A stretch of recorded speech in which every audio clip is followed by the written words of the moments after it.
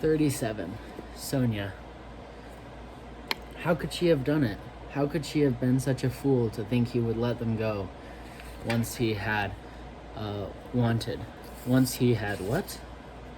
Once he had what he wanted. She gave up Connor for nothing. It didn't save the kids in the basement. It saved no one. The flames climb up to the curtains, and the stack of newspapers in the corner ignites as if it had been doused with gasoline. Sonia struggles against her chains, but succeeds only in upending the chair. Her hip complains bitterly as she and the chair fall backwards to the floor, just inches from the building inferno. Sonia Reinshield knows she will die. In truth, she is amazed she has survived this long. What, with so many other ADR operatives killed in random Clapper events? But to lose the kids in her basement is too much to bear. Poor Jack, lying there beside her, had it easy compared to what the others will now have to endure. Then, as the heat builds around her, as the air grows inky black with smoke, she hears the most wonderful sound she's ever been blessed to hear, a sound that changes everything.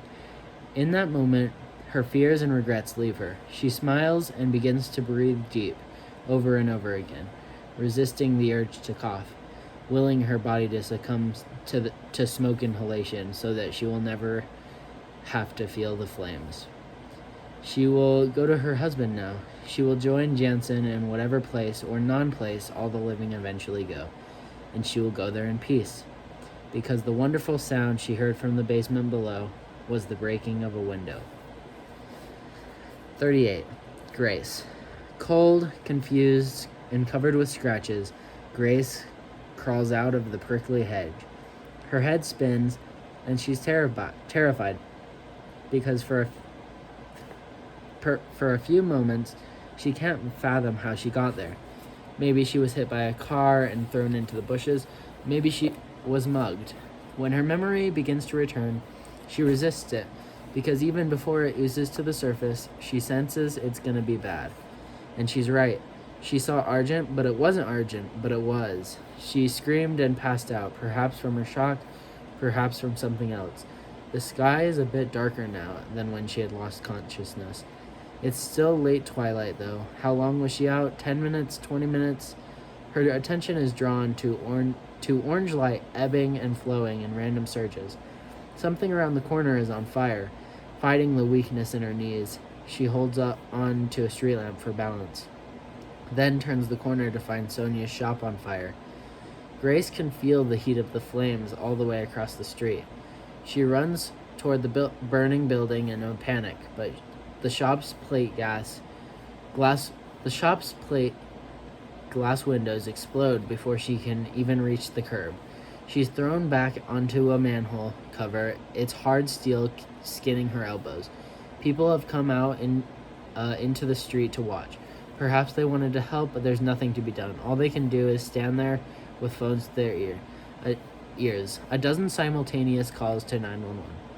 Sonia, she calls out as soon as she gets to her feet, then turns to the onlookers. Has anyone seen Sonia? They answer with helpless expressions. You're useless, all of you.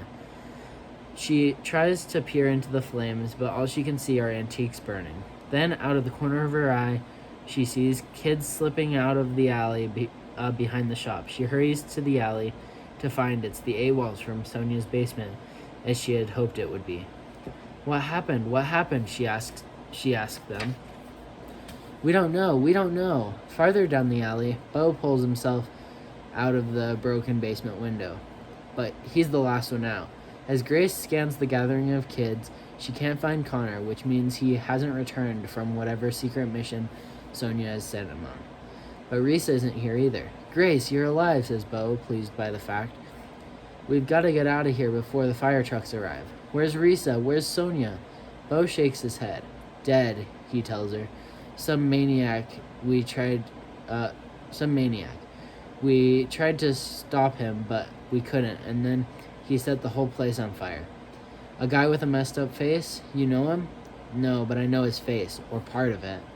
Now the hollow wail of sirens comes to them over the treetops, distant but drawing closer, and as Bad as this whole thing is, something occurs to Grace that makes it even worse. Where's the printer? Bo looks at her blankly as the fire watchers had. What? Why the hell do you care about that stupid thing now? He doesn't know. They never told anyone else how crucial it was, and so without Risa or Connor here, there was no one to save it.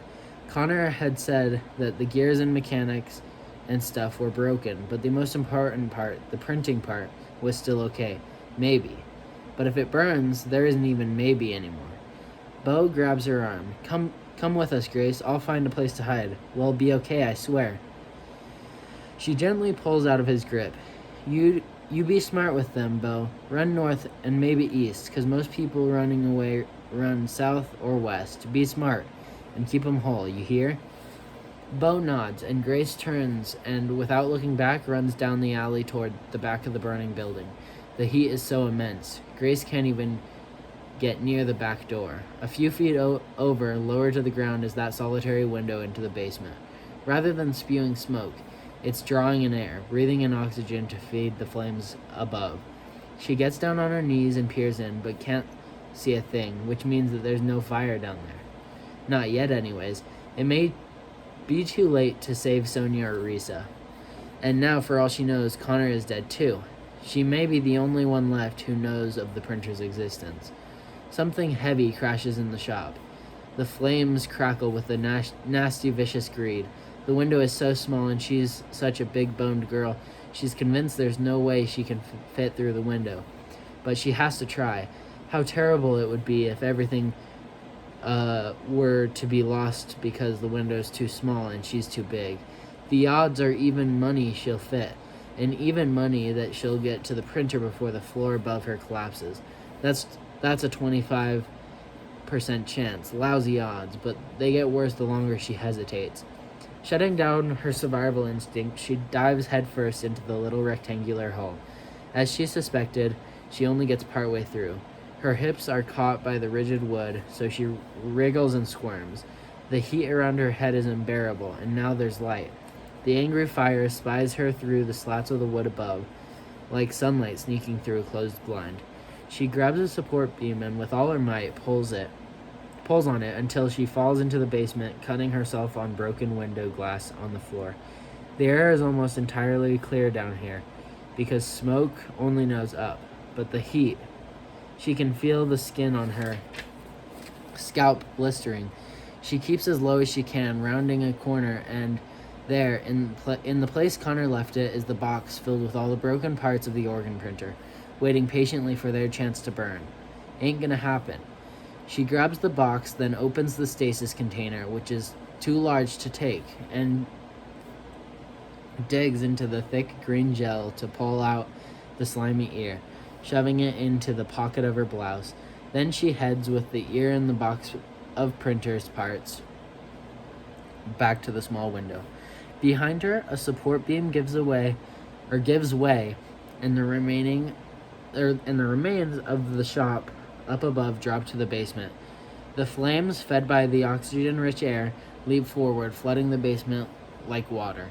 Grace reaches the window, shoves the printer through, then begins the monumental task of getting out the way she came in. There's no leverage outside, nothing to grab onto. She's stuck halfway in, halfway out, and can feel the flames on her feet, melting her shoes. No, she screams in furious defiance. I won't die this way. I won't. And suddenly, her deliverance arrives in the form of a stranger grabbing her arms and pulling. I've got you, he says. He tugs once, twice, 3 times. It's the 4th tug that dislodges her. The second she's out, she kicks off her burning shoes, and the man helps to stamp out the fire at the cuffs of her jeans. She has no idea who he is, just a neighbor man, but she can't help herself from throwing her arms around him. Thank you! The sounds of sirens now fill the air, coming from many different directions. An ambulance will be here in a second, says the man. Let me help you. But Grace is already on her feet and gone with the box of printer parts clasped to her breast like a baby.